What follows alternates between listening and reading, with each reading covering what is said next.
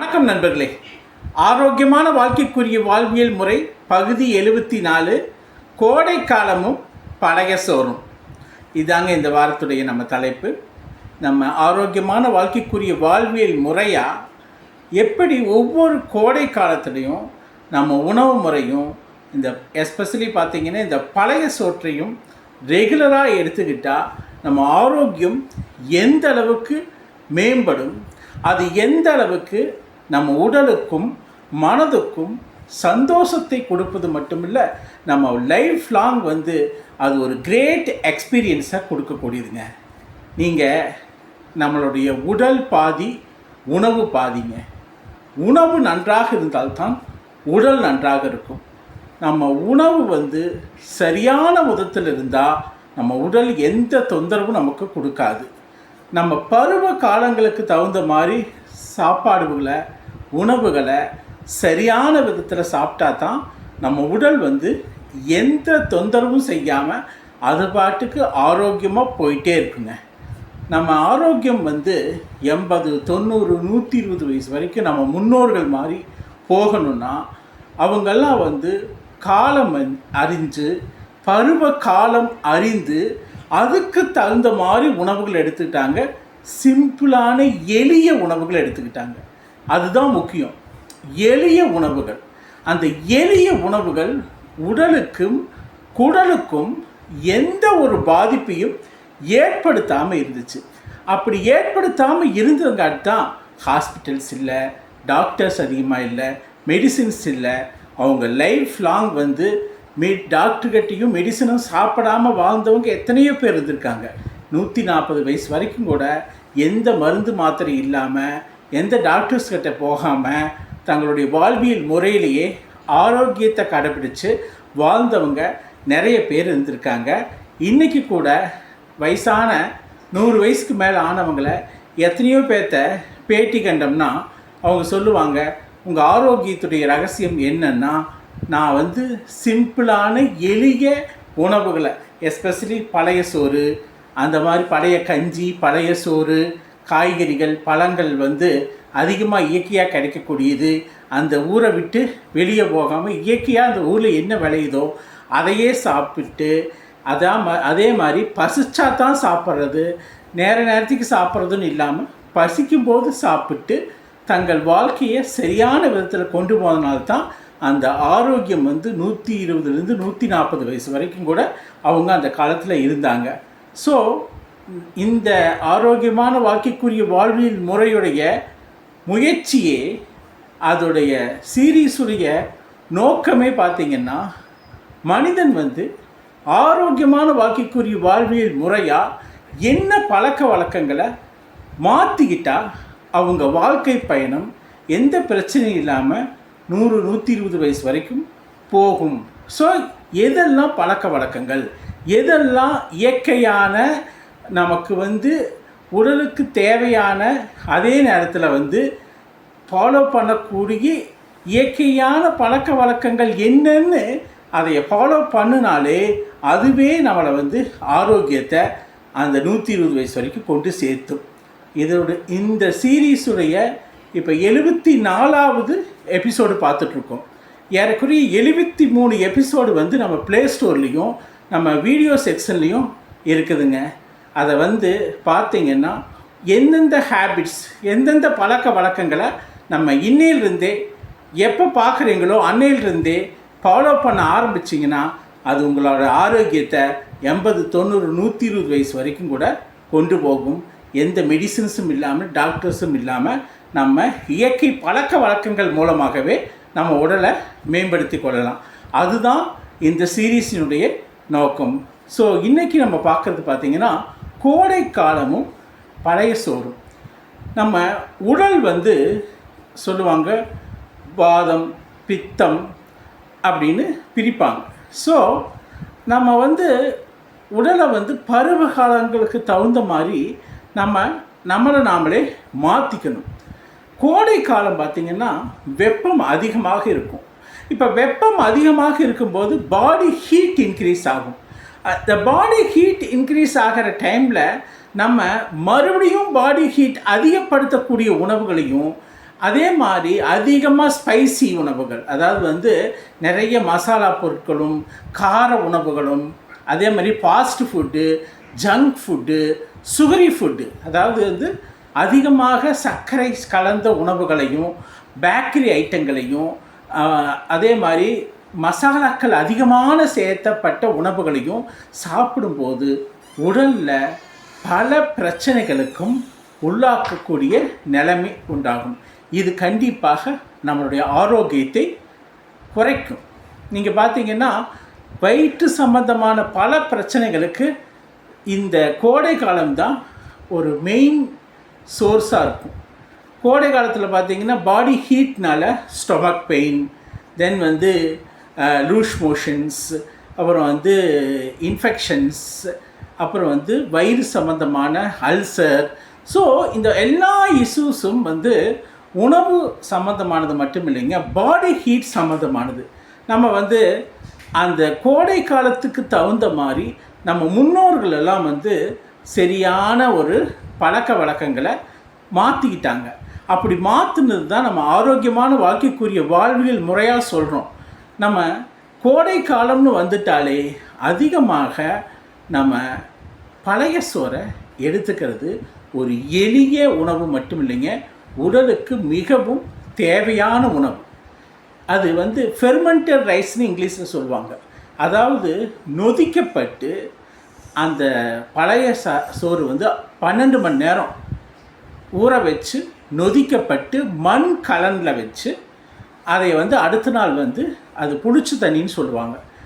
ஈஸ்ட்டுன்னு சொல்லப்படக்கூடிய ஒரு நுண்ணுயிரி யால் நொதிக்கப்பட்ட அந்த பழைய சோறு அமிர்தம்னு சொல்லலாங்க.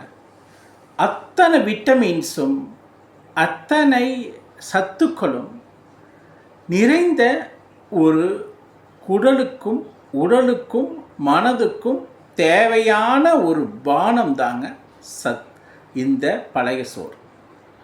பழைய சோறை வந்து நம்ம ஏதோ பெருசாக சொல்கிறதுன்னு இல்லைங்க, உலகம் பூரா அது நிரூபிக்கப்பட்ட உண்மை.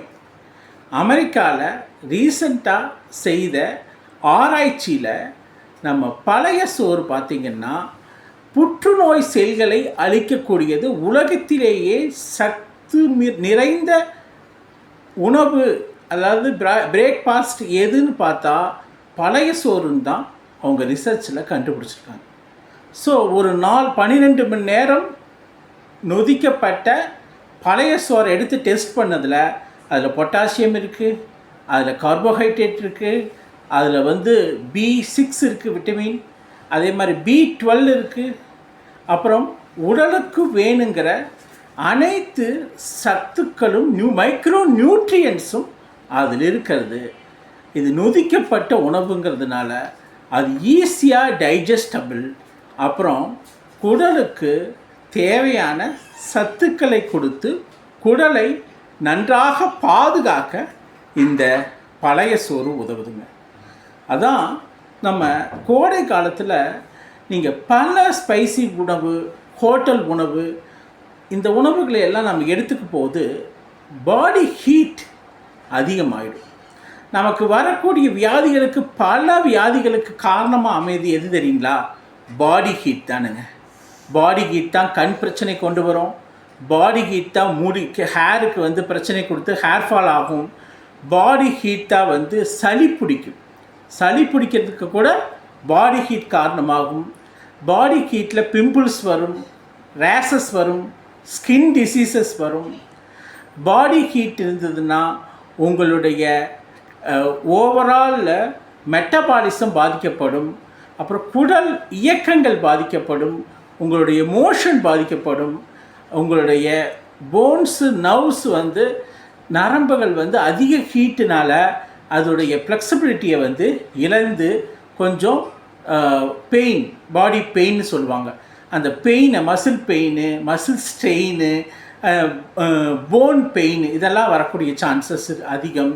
ஸோ அந்த சம்மரை, கோடை காலத்தை எந்த மாதிரி உணவுகளை வைத்து நம்ம மேனேஜ் பண்ணுறோங்கிறது ரொம்ப முக்கியம். நல்லா ஸ்பைஸியாக ஹாட் பிரியாணி அல்லது spicy chicken, spicy food, fast food, அதே மாதிரி வந்து உடலுக்கு ஒவ்வாத அதிகமான சுகர் இருக்கக்கூடிய பேக்கரி ஐட்டங்கள், இது எல்லாமே வந்து உடலுக்குள்ள அந்த சம்மரில் வந்து போகும்போது ஹீட் அதிகப்படுத்தும். அப்போ அந்த ஹீட்டை அதிகப்படுத்தும் போது தான் அந்த பாடி ஜூடு தாங்க முடியாமல் தான் வயிற்று வலி வர்றது, அதே மாதிரி அல்சர் உருவாகிறது.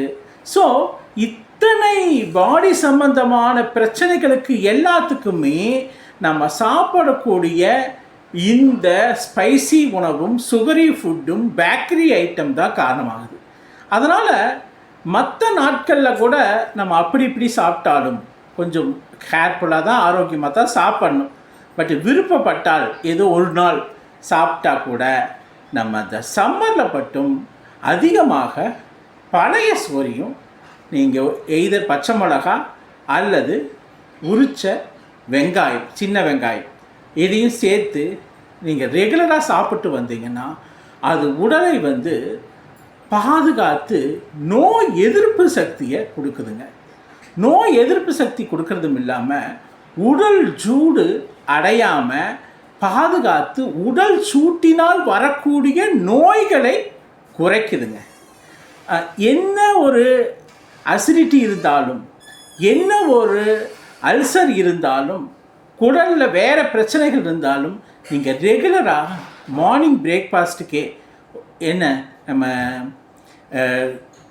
பழைய சோத்தை வந்து ரெகுலராக நைட்டு வந்து ஒரு 7-8 மணிக்கு செய்த சாப்பாட்டை மண் கலன்களில், அதாவது வந்து மண் சட்டிகளில் வெறும் தண்ணி ஊற்றி நம்ம ஒரு 12 மணி நேரம் அல்லது மினிமம் 8 hours நல்லா வந்து நொதிக்க வச்சு அதை அப்படியே கரைச்சி குடிக்கணும்.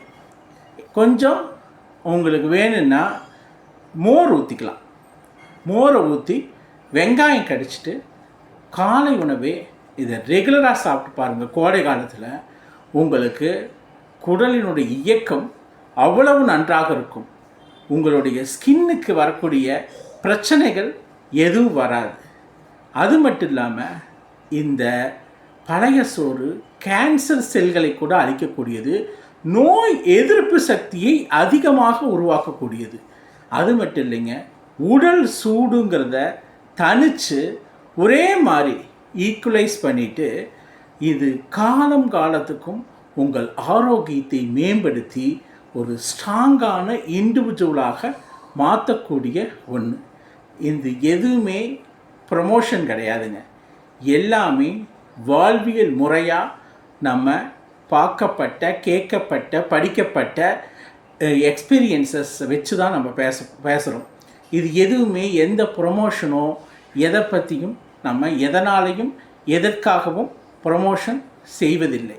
ஸோ இதோடைய மெயின் பர்பஸ்ஸு நம்மளுடைய மனித இனம் எந்த அளவுக்கு ஆரோக்கியத்தை பழக்க வழக்கங்களாக ஆக்கிட்டு உணவு பழக்க வழக்கங்கள் மூலமாகவும் தம் உடல் பழக்க வழக்கங்கள் மூலமாகவும் தங்களுடைய வாழ்க்கை முறையை கொண்டு சென்றாங்கன்னா அந்த ஆரோக்கியம் 80, 90, 120 வரைக்கும் போகும். நீங்களே யோசிச்சிங்கன்னா உலகத்தில் எந்த ஜீவராசியாவது மனிதனை தவிர்த்து குடும்ப டாக்டர் இருக்காங்களா, மெடிக்கல் ஷாப்பு போகிறாங்களா, அல்லது தொடர்ந்து மல்டி ஸ்பெஷாலிட்டி ஹாஸ்பிட்டல்ஸ் விசிட் பண்ணுறாங்களா, ஒவ்வொன்றுக்கும் ஸ்பெஷலிஸ்ட்டை பார்க்குறாங்களா? எல்லா ஜீவராசிகளும் அதுக்கு என்ன வேணுமோ அந்த டைமில் சாப்பிடுது. நீங்கள் விலங்கினங்களை கூட அந்தந்த பருவ காலத்துக்கு தகுந்த மாதிரி தான் அது சாப்பாடு எடுத்துக்கும், இறையை எடுத்துக்கும். நீங்கள் ரொம்ப வந்து ஹீட்டாக பயங்கர ஓவர் ஹீட்டாக இருந்தால் அதே அவாய்ட் பண்ணிடும். தண்ணி வேணுங்கிற நேரத்தில் கண்டிப்பாக கரெக்டாக அந்த தண்ணியை பார்த்து குடிக்கும். நீங்கள் பார்த்தீங்கன்னா நம்ம டெசர்ட்டில் ஆகட்டும், டெசர்ட்டில் கேமல்ஸ் பார்த்தீங்கன்னா கரெக்டாக அந்த சம்மரில் தண்ணியை தொடாவி தேடி குடித்து தேக்கி வச்சுக்கும். இங்கே நம்ம ஊரில் இந்த முதுமலை மற்றும் சரணாலயங்களில் அல்லது அதை ஒட்டி இருக்கக்கூடிய இடங்கள் எல்லாம் தண்ணி தொட்டிகளை நிறச்சி வச்சுருவாங்க. ஏன்னா கோடை காலத்தில் யானைகளுக்கு தெரியும் தண்ணி தான் நம்ம உடலை பாதுகாக்கக்கூடியதுன்னு. அதனால் அது தண்ணியை தேடி நாட்டு பக்கம் வரும். அதான் வந்து விலங்குகள் வந்து எங்கிருந்து வருதுன்னா காட்டிலிருந்து நாட்டுக்கு வர்றதுக்கு மெயின் காரணமே அந்த ஒவ்வொரு பருவ காலத்துக்கும் தேவையான உணவுகளை தண்ணீரை தேடி வெளிவரதான். ஸோ அவங்களுக்கு ஃபார்மசி கிடையாது, குடும்ப டாக்டர் கிடையாது, ஸ்பெஷலிஸ்ட் கிடையாது. அவங்களுக்கு தெரியும் இந்த உடலை ஆரோக்கியமாக வைத்துக்கொள்வதற்கு பருவ காலத்துக்கு தகுந்த மாதிரி உணவுகளை சாப்பிடணும். அது மாதிரி தான் அந்த யானையிலிருந்து காக்காயிலிருந்து எல்லா ஜீவராசிகளும் எந்த டாக்டரையும் தேடியோ எந்த மெடிக்கல் ஷாப்பை பார்த்தோ எந்த மெடிசனை பார்த்தோ போகிறதில்ல. மனிதன் மட்டும்தான் இந்த மாதிரி வந்து மெக்கானிக்கல் வேர்ல்டு சரியான உணவு முறை இல்லாமல் தான் பல வியாதிகளை தேடிக்கிறான். அதனால தான் இந்த டாக்டர்ஸு இன்ஸ்டண்ட்டாக ரிலீஃப் ஆகணுன்ட்டு டாக்டர்ஸு, ஃபார்மசி, மெடிசின்ஸு இப்படி எல்லா பக்கம் போய் தன்னைத்தானே வந்து ஒரு ஹெல்த் ஹசார்டாகவே மாற்றிக்கிறான். ஸோ நம்ம வந்து கோடை காலத்துக்குன்னு நம்ம அதிகமாக தண்ணி குடிக்கணும். அது மட்டும் இல்லாமல் நம்ம வாட்டரி ஃப்ரூட்ஸ் அண்டு வெஜிடபிள்ஸ் நிறையா இருக்குது. அது தர்பூசணி ஆகட்டும், வாட்டர்மெலன் ஆகட்டும், அல்லது முலாம்பழம் ஆகட்டும், மற்றபடி எவ்வளவோ ஃப்ரூட்ஸ் இருக்குது, ஆரஞ்சு, திராட்சை.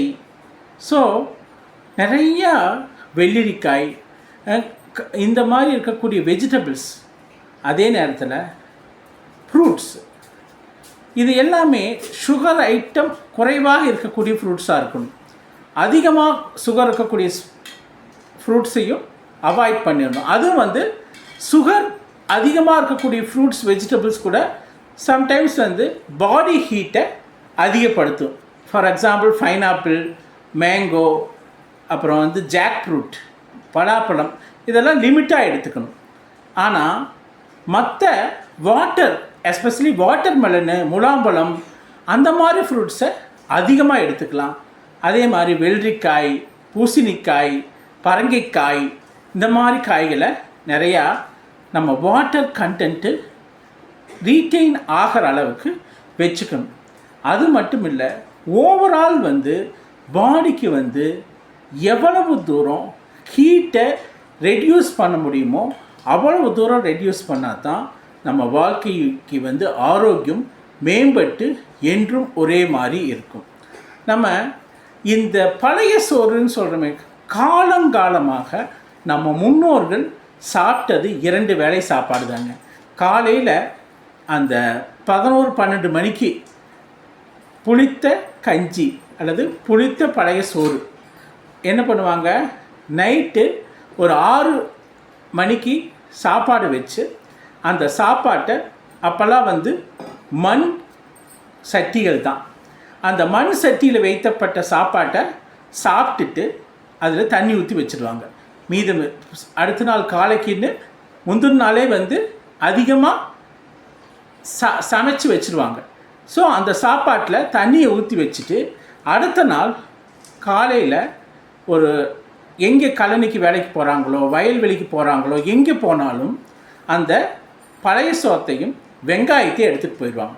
காலையில் 11 மணி 12 மணி வாக்கில் அந்த பழைய சாப்பாட்டை அந்த தண்ணியோடு சேர்த்து கரைச்சி அந்த வெங்காயத்தை கடிச்சிட்டு சாப்பிடுவாங்க. அப்போல்லாம் வந்து 2 வேளை தான், அவங்களுக்கு எக்ஸசிவ் ஃபுட்டுன்னே கிடையாது. ஸோ நல்லா ஒர்க் பண்ணுவாங்க, ஹார்ட் ஒர்க் பண்ணுவாங்க. அந்த பழைய சோறு இம்யூனிட்டி அதிகப்படுத்தும்.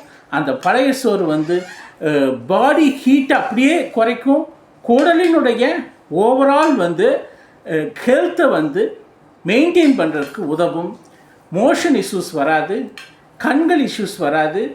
ஓவரால் வந்து பாடி வந்து நன்றாக இயங்குவதற்கு எல்லா மைக்ரோ நியூட்ரியன்ஸும் அந்த பழைய சோத்தில் இருந்ததுங்க. B6, B12, பொட்டாசியம், சோடியம், இது எல்லாமே அந்த பழைய சோற்றில் இருந்தது. ஸோ பழைய சோறுங்கிறது ஒரு அமிர்தம். அந்த அமிர்தத்தை வெயில் காலத்தில் நீங்கள் மறக்காமல் சாப்பிடுங்க. தோசை, இட்லி அப்படிங்கிறதெல்லாம் நம்ம சொல்கிறோம். இட்லி கூட ஓகே. ஆனால் தோசை, சப்பாத்தி, பரோட்டா இதெல்லாம் நிறைய ஆயில் போட்டு சாப்பிடும்போது அந்த சம்மரில், கோடை காலத்தில் ஆயில் அதிகமாக எடுக்க அது கூட பாடி ஹீட்டை அதிகப்படுத்தி கல்லீரலுக்கு அதிகமான அழுத்தத்தை கொடுக்கும். ஸோ கல்லீரலுக்கு அதிகமாக அழுத்தம் கொடுக்கப்பட்டால் அது மஞ்சக்காமாலையாக மாறுவதற்கு அதிகமாக சான்சஸ் இருக்குது. அதே மாதிரி தான் உடலினுடைய ஓவரால் இயக்கம் எதை எதிர்பார்க்குதுன்னா, எளிமையான சிம்பிளான உணவைத்தான் உடல் எதிர்பார்க்குது. எஸ்பெஷலி அந்த குடல் எதிர்பார்க்குது. நம்ம கட்ட இருக்கக்கூடிய கல்லீரல் ஆகட்டும், பித்தப்பை ஆகட்டும், அல்லது சிறுகுடல், பெருங்குடல் ஆகட்டும், இது ஓவரால் உடலில் சாப்பாடுன்னு வாய்க்குள்ளே போயிடுச்சுன்னா ஒவ்வொரு உறுப்புக்கும் வேலை இருக்குதுங்க. நீங்கள் அந்த உறுப்புக்களை ரொம்ப வேலை வாங்கி பாடி ஹீட் ஆகும்போது ஒவ்வொரு உறுப்பும் பிரச்சனைகளை உண்டாக்கி அதுக்குரிய பெயினோ அதுக்குரிய பிரச்சனைகளோ உண்டாக்கி மருத்துவரை பார்க்க வேண்டிய நிலைமை உண்டாகும். அதனால் நீங்கள் ஒவ்வொரு உறுப்பும் அட்லீஸ்ட் கோடை காலத்தில் நிம்மதி பெருமூச்சரித்து சந்தோஷமாக இருக்கணும்னா ஆயிலை குறைக்கணும், ஸ்வீட்டை குறைக்கணும், அதே மாதிரி பேக்கரி ஐட்டத்தை குறைக்கணும், மசாலா பொருட்கள் அதிகமாக குறைக்கணும், தீனி அதாவது நொறுக்கு தீனிகளையும் ஃபாஸ்ட் ஃபுட்டையும் குறைச்சிட்டு அதிகமாக ஃபாஸ்ட் ஃபுட்டு எல்லாம் விட்டுட்டு நம்ம பழைய சோத்தை அதிகமாக எடுத்துக்கிட்டிங்கன்னா உடல் இருக்கக்கூடிய உமிழ்நீரில் ஆரம்பித்து உமிழ்நீர்லேயே நம்ம வாயில் இருக்கக்கூடிய உமிழ்நீரே அந்த டைஜஷனை ஆரம்பிச்சிருது. அப்போ நீங்கள் பழைய சோறு சாப்பிடவே உமிழ்நீர் அளவாக சுரந்தால் போதும். பழைய சோறு கொண்டு போக கல்லீரல் ஆகட்டும், பித்தப்பை ஆகட்டும், மற்ற ஒவ்வொரு சிறுகுடல், பெருங்குடல், ஸ்டொமக்கு அதோடைய வேலையெல்லாம் கம்மி பண்ணிடுறீங்க. அப்போ அதே மாதிரி சிறுநீரகத்துக்கும் லோடு கம்மி பண்ணிடுறீங்க. அப்போ ஒவ்வொரு உறுப்பும் சிம்பிளாக எளிமையாக தன்னுடைய வேலையை செஞ்சுக்கிட்டு பாடி ஹீட்டும் இல்லாமல் இருக்கிறதுனால பாடி என்ன ஹீட் இருக்கோ அந்த நார்மல் ஹீட்டாக அது ஒர்க் ஆகிறதுனால சிஸ்டம் ஓவரால் நம்ம உடல் ஒரு பயாலஜிக்கல் சிஸ்டம், அந்த சிஸ்டம் சேஃபாக ஸ்மூத்தாக ஃபங்க்ஷன் ஆகிறதுக்கு இந்த பழைய சோறு உதவுதுங்க. அதனால் மற்ற எல்லா ஃபுட்டையும் விட பழைய சோறு ஒரு அமிர்தம். அதை மறக்காதீங்க. அதை ஆரோக்கியமான வாழ்க்கைக்குரிய வாழ்வியல் முறையாக ஒரு பழக்க வழக்கமாக அதைய பழைய சோறை சம்மரில் அட்லீஸ்ட்டு மற்ற நாளும் சாப்பிடுங்க. எவ்வளோ நாள் சாப்பிட்றோமோ அவ்வளோ தூரம் நல்லது. வருஷம் பூரா சாப்பிட்லாம். ஆனால் எஸ்பெஷலி ஃபார் சம்மர், கோடை காலத்தில் கண்டிப்பாக இதைய நம்ம காலையில் எடுத்துக்கணும். எடுத்து பாடி ஹீட்டை ரெடியூஸ் பண்ணணும். பாடி ஹீட்னால தான் எல்லா இஷ்யூஸும் வருது. அது நான் சொன்ன மாதிரி அல்சரு, கேன்சரு, அது கேன்சர் கூட ஒரு விதமான பாடி ஹீட் தான்.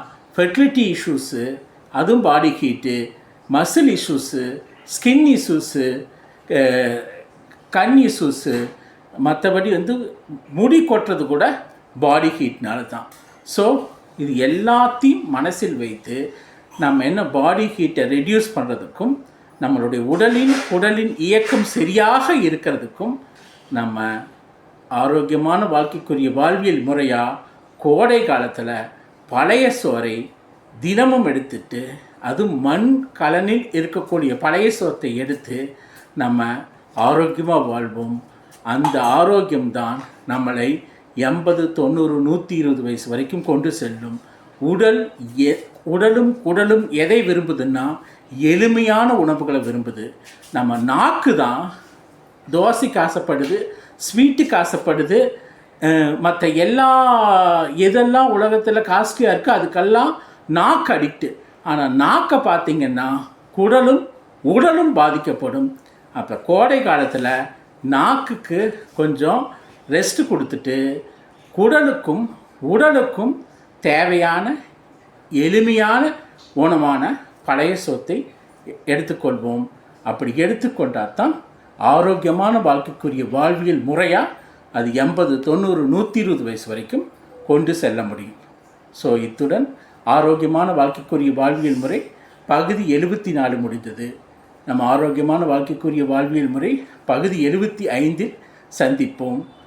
இந்த கருத்துக்களெல்லாம் உங்களுக்கு பிடித்திருந்தால் சப்ஸ்கிரைப் பண்ணுங்கள், ஷேர் பண்ணுங்கள், லைக் பண்ணுங்கள்.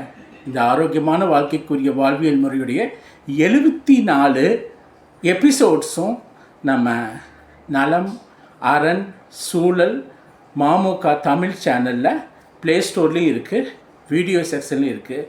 நீங்கள் எல்லா எபிசோடையும் பார்த்தீங்கன்னா வாழ்வியல் முறையாகவே நம்ம உடலை பழக்க வழக்கங்கள் மூலமாக நம்ம எப்படி ஆரோக்கியமாக வச்சுக்கலாம்.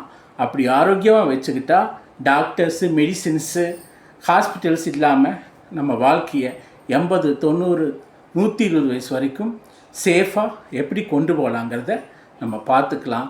அதை ஒரு வாழ்வியல் முறையாகவே கற்றுக்கலாம். நன்றி, வணக்கம்.